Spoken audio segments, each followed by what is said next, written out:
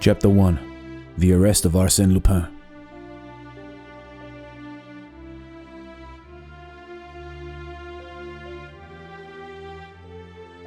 It was a strange ending to a voyage that had commenced in a most auspicious manner.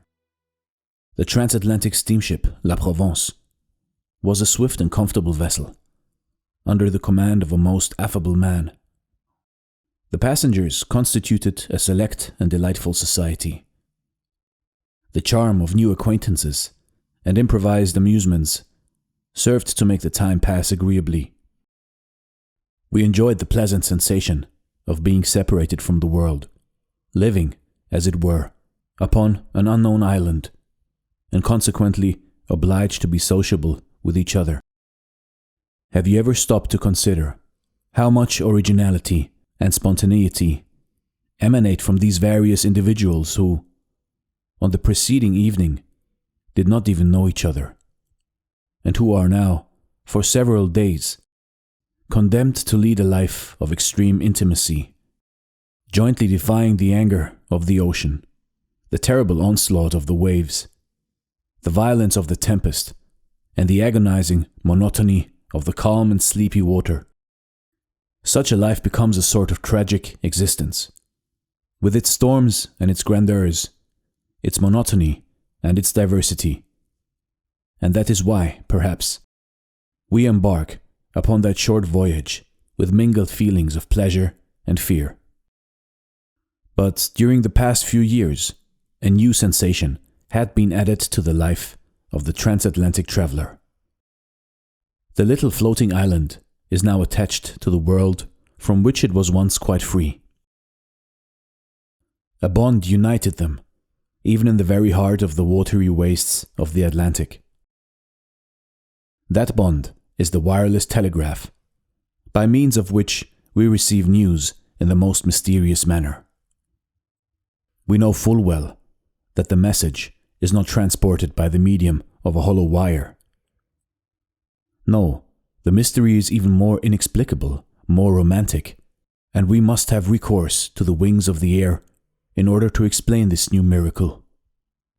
During the first day of the voyage, we felt that we were being followed, escorted, preceded even, by that distant voice which, from time to time, whispered to one of us a few words from the receding world. 2 friends spoke to me.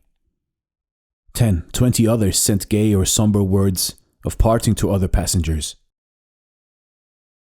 On the second day, at a distance of 500 miles from the French coast, in the midst of a violent storm, we received the following message by means of the wireless telegraph. Arsène Lupin is on your vessel. First cabin, blonde hair. Wound right forearm. Traveling alone under the name of At that moment, a terrible flash of lightning rent the stormy skies. The electric waves were interrupted. The remainder of the dispatch never reached us. Of the name under which Arsène Lupin was concealing himself, we knew only the initial. If the news had been of some other character, I have no doubt that the secret would have been carefully guarded by the telegraphic operator as well as by the officers of the vessel. But it was one of those events calculated to escape from the most rigorous discretion. The same day, no one knew how, the incident became a matter of current gossip, and every passenger was aware that the famous Arsène Lupin was hiding in our midst. Arsène Lupin in our midst, the irresponsible burglar whose exploits had been narrated in all the newspapers during the past few months. The mysterious individual with whom Ganimard, our shrewdest detective, had been engaged in an implacable conflict amidst interesting and picturesque surroundings. Arsène Lupin, the eccentric gentleman who operates only in the chateaux and salons, and who, one night, entered the residence of Baron Schaumann, but emerged empty-handed, leaving, however, his card on which he had scribbled these words: Arsène Lupin gentleman burglar, will return when the furniture is genuine. Arsène Lupin, the man of 1,000 disguises. In turn a chauffeur, detective, bookmaker, Russian physician, and Spanish bullfighter, commercial traveler, robust youth, or decrepit old man. Then consider this startling situation. Arsène Lupin was wandering about within the limited bounds of a transatlantic steamer. In that very small corner of the world, in that dining saloon, in that smoking room, in that music room. Arsène Lupin was, perhaps, this gentleman, or that one, my neighbor at the table, the sharer of my stateroom. And this condition of affairs will last for 5 days, exclaimed Miss Nelly Underdown next morning. It is unbearable. I hope he will be arrested. Then, addressing me, she added, And you, Monsieur d'Andrégy, you are on intimate terms with the captain. Surely you know something. I should have been delighted had I possessed my information that would interest Miss Nelly. She was one of those magnificent creatures who inevitably attract attentions in every assembly. Wealth and beauty form an irresistible combination, and Nelly possessed both. Educated in Paris under the care of a French mother, she was now going to visit her father, the millionaire Underdown of Chicago. She was accompanied by one of her friends, Lady Gerland.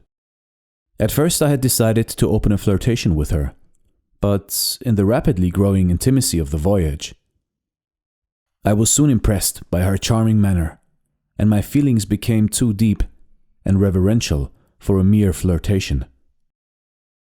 Moreover, she accepted my attentions with certain degree of favor. She condescended to laugh at my witticisms and display an interest in my stories. Yet I felt that I had a rival in the person of a young man with quiet and refined tastes. And it struck me, at times, that she preferred his taciturn humor to my Parisian frivolity.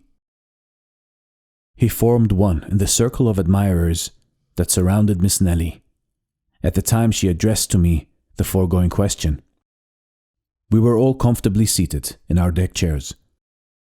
The storm of the preceding evening had cleared the sky. The weather was now delightful. I have no definite knowledge, mademoiselle, I replied. But cannot we ourselves investigate the mystery quite as well as the detective Ganimard, the personal enemy of Arsène Lupin?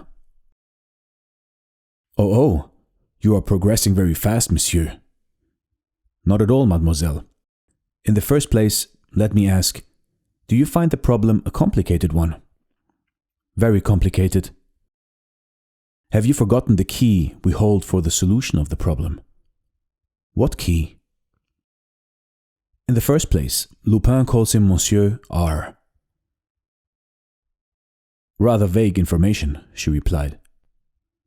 Secondly, he is traveling alone. Does that help you? She asked. Thirdly, he is blonde.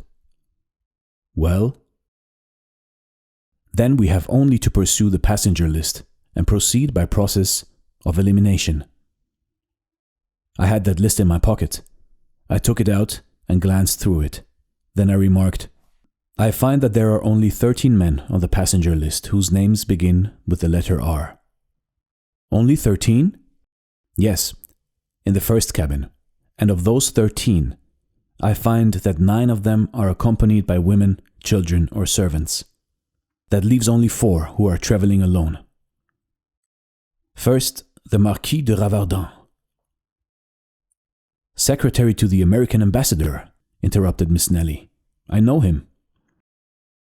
Major Rosen, I continued. He's my uncle, someone said. Monsieur Rivolta. Here, exclaimed an Italian, whose face was concealed beneath a heavy black beard. Miss Nelly burst into laughter and exclaimed, The gentleman can scarcely be called a blonde. Very well then, I said. we are forced to the conclusion that the guilty party is the last one on the list. What is his name? Monsieur Rosen. Does anyone know him? No one answered, but Miss Nelly turned to the taciturn young man whose attention to her had annoyed me and said, "Well, Monsieur Rosen, why do you not answer?" All eyes were now turned upon him. He was a blonde. I must confess that I myself felt a shock of surprise, and the profound silence that followed her question indicated that the others present also viewed the situation with a feeling of sudden alarm. However, the idea was an absurd one, because the gentleman in question presented an air of the most perfect innocence. "Why do I not answer?" he said. "Because considering my name, my position as a solitary traveler, and the color of my hair, I have already reached the same conclusions, and now think that I should be arrested." He presented a strange appearance as he uttered these words. His thin lips were drawn closer than usual, and his face was ghastly pale, whilst his eyes were streaked with blood. Of course he was joking, yet his appearance and attitude impressed us strangely. "But you have not the wound," said Miss Nelly naively. "That is true," he replied. "I lack the wound." Then he pulled up his sleeve, removing his cuff, and showed us his arm. But that action did not deceive me. He had shown us his left arm, and I was on the point of calling him attention to the fact when another incident diverted our attention. Lady Jarlon, Miss Nelly's friend, came running towards us in a state of great excitement, exclaiming, "My jewels, my pearls! Someone has stolen them all!" No, they were not all gone, as we soon found out. The thief had only taken part of them, a very curious thing. Of the diamond sunbursts, jeweled pendants, bracelets, and necklaces, the thief had taken not the largest, but the finest and most valuable stones. The mountings were lying upon the table. I saw them there, despoiled of their jewels, like flowers from which the beautiful colored petals had been ruthlessly plucked. And this theft must have been committed at the time Lady Jarlon was taking her tea, in broad daylight, in a stateroom opening on a much frequented corridor. Moreover, the thief had been obliged to force open the door of the stateroom, search for the jewel case, which was hidden at the bottom of a hatbox, open it, select his booty, and remove it from the mountings. Of course, all the passengers instantly reached the same conclusion. It was the work of Arsène Lupin. That day, at the dinner table, the seats to the right and left of Rosen remained vacant, and during the evening, it was rumored that the captain had placed him under arrest, which information produced a feeling of safety and relief. We breathed once more. That evening, we resumed our games and dances. Miss Nelly especially displayed a spirit of thoughtless gaiety, which convinced me that if Rosen's attention had been agreeable to her in the beginning, she had already forgotten them. Her charm and good humor completed my conquest. At midnight, under a bright moon, I declared my devotion with an ardor that did not seem to displease her.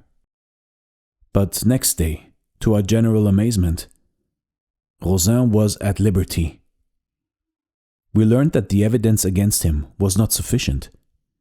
He had produced documents that were perfectly regular, which showed that he was the son of a wealthy merchant of Bordeaux.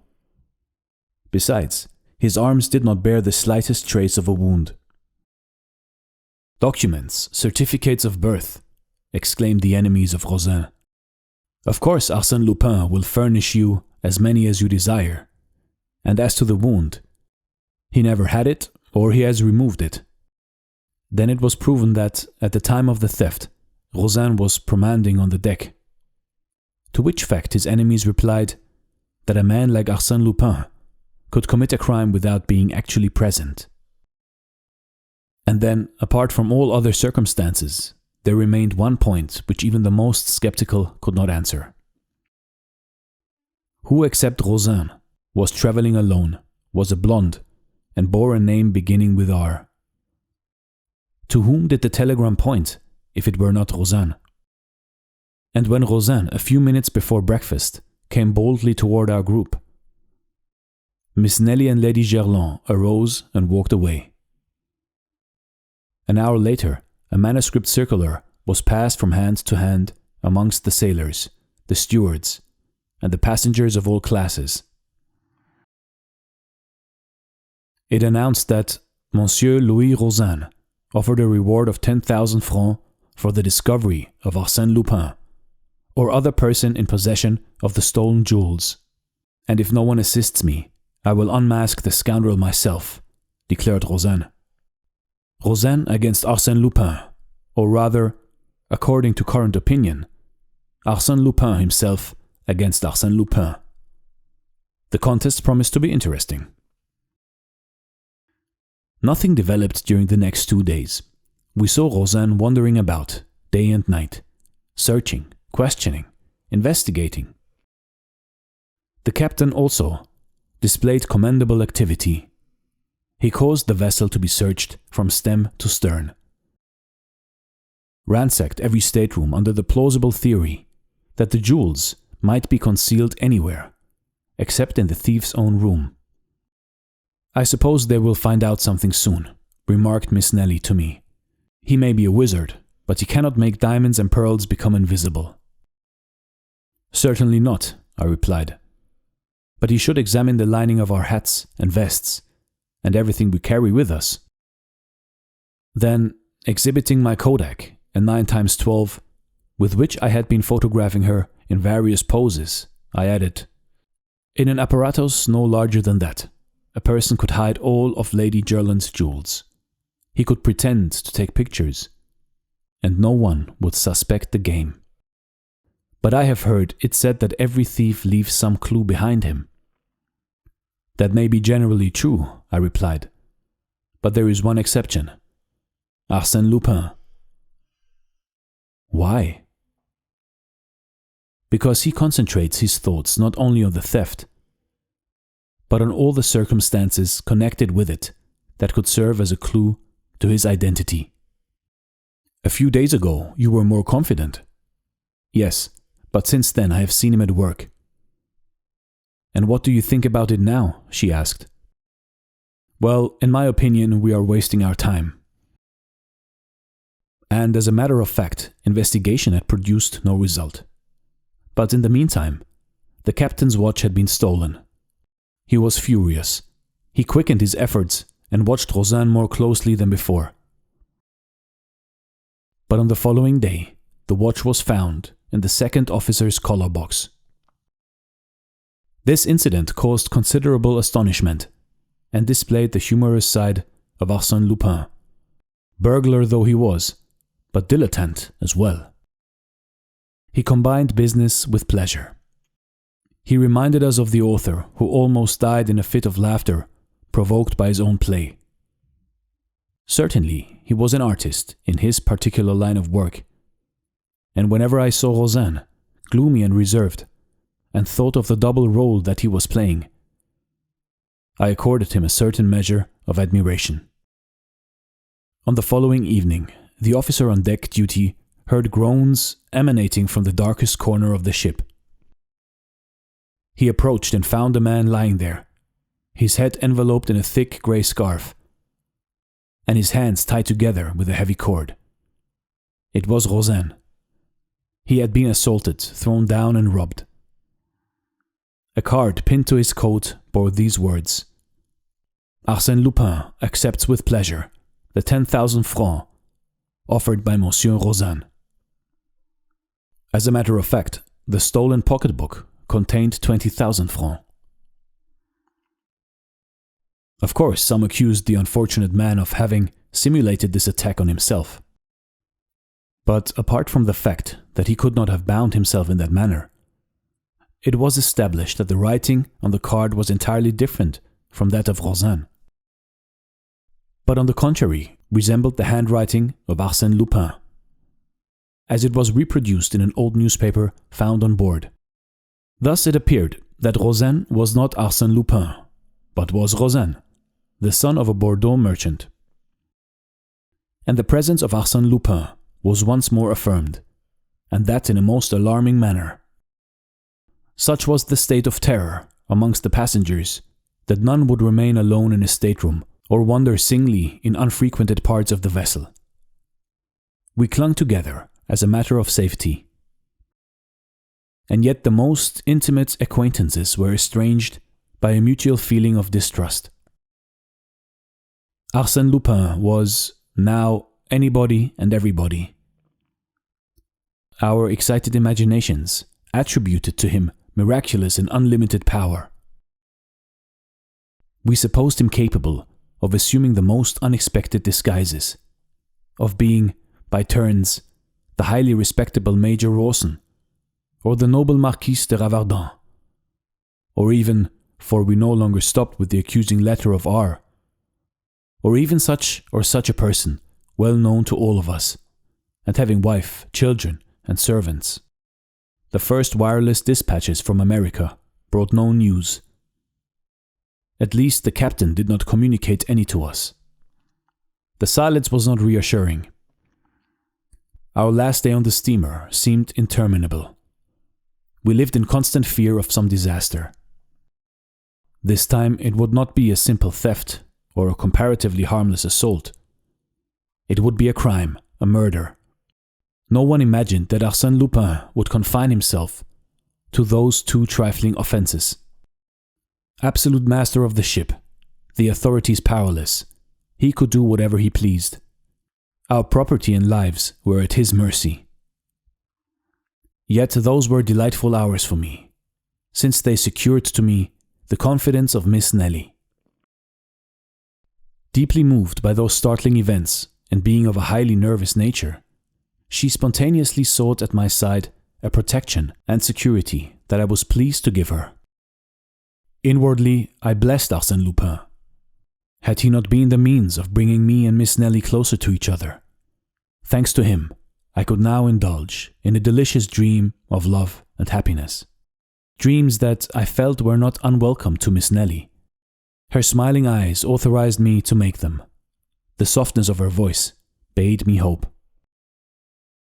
As we approached the American shore, the active search for the thief was apparently abandoned, and we were anxiously awaiting the supreme moment in which the mysterious enigma would be explained. Who was Arsène Lupin? Under what name, under what disguise was the famous Arsène Lupin concealing himself? And at last that supreme moment arrived. If I live 100 years, I shall not forget the slightest details of it. "How pale you are, Miss Nelly," I said to my companion, as she leaned upon my arm, almost fainting. "And you," she replied. "Ah, you are so changed." "Just think, this is a most exciting moment, and I am delighted to spend it with you, Miss Nelly. I hope that your memory will sometimes revert." But she was not listening. She was nervous and excited. The gangway was placed in position. But before we could use it, the uniformed customs officers came on board. Miss Nelly murmured, "I shouldn't be surprised to hear that Arsène Lupin escaped from the vessel during the voyage. Perhaps he preferred death to dishonor and plunged into the Atlantic rather than being arrested." "Oh, do not laugh," she said. Suddenly I started and, in answer to her question, I said, "Do you see that little old man standing at the bottom of the gangway? With an umbrella and olive green coat? It is Ganimard." "Ganimard?" "Yes, the celebrated detective who has sworn to capture Arsène Lupin." "Ah, I can understand now why we did not receive any news from this side of the Atlantic. Ganimard was here, and he always keeps his business secret." "Then you think he will arrest Arsène Lupin?" "Who can tell? The unexpected always happens when Arsène Lupin is concerned in the affair." "Oh," she exclaimed, with that morbid curiosity peculiar to women. "I should like to see him arrested." "You will have to be patient. No doubt, Arsène Lupin has already seen his enemy and will not be in a hurry to leave the steamer. The passengers were now leaving the steamer.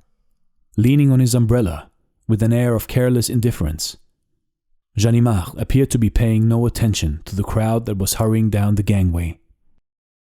The Marquis de Ravardin, Major Rosen, the Italian Rivolta, and many others had already left the vessel before Rosen appeared.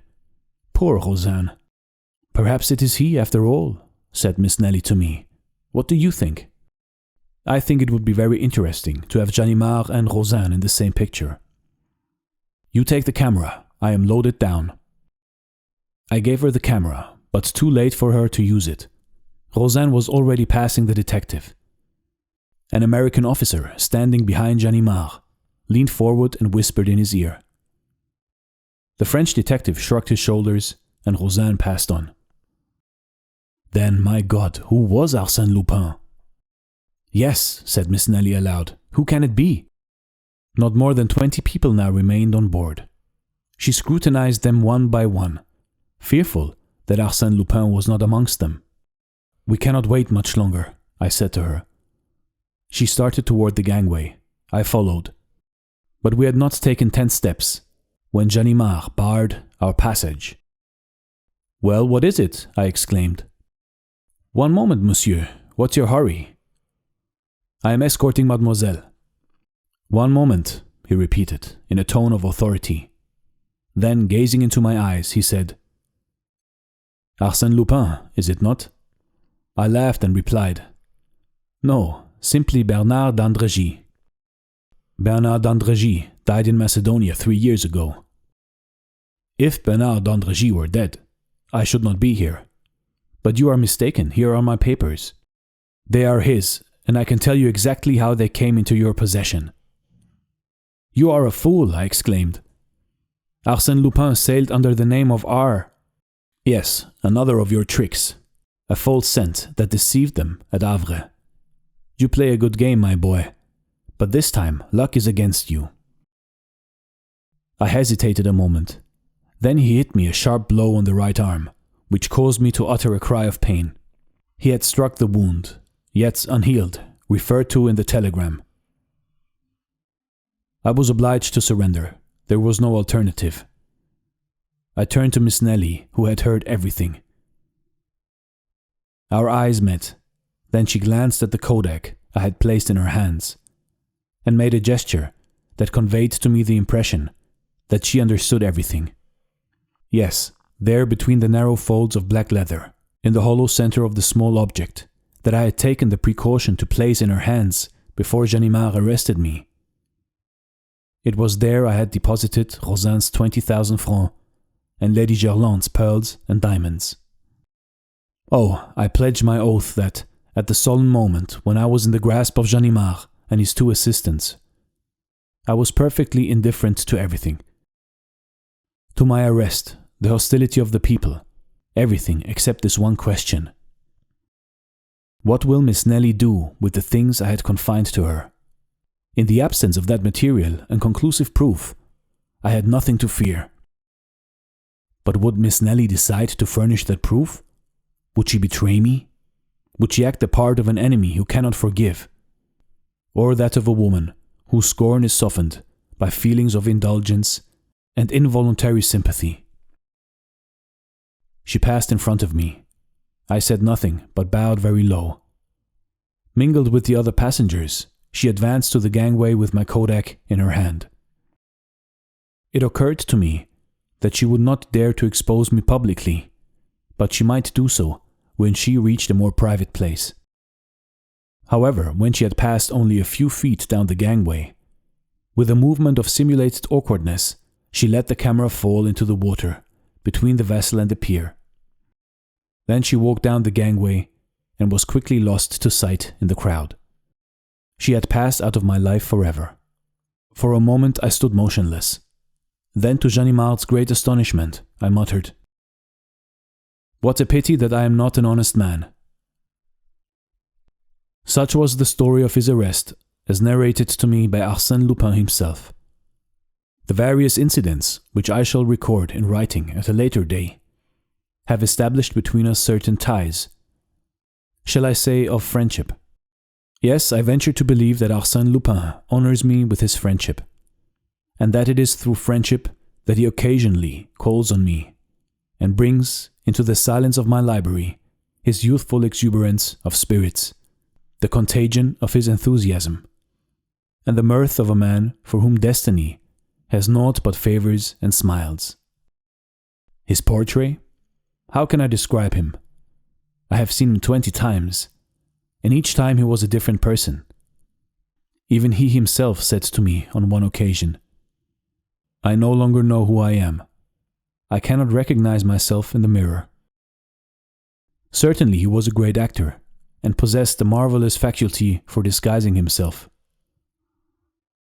Without the slightest effort, he could adopt the voice, gestures, and mannerisms of another person. "Why," said he, "why should I retain a definite form and feature? Why not avoid the danger of a personality that is ever the same? My actions will serve to identify me." Then he added with a touch of pride, "So much the better, if no one can ever say with absolute certainty, 'There is Arsène Lupin.' The essential point is that the public may be able to refer to my work and say, without fear of mistake, 'Arsène Lupin did that.'"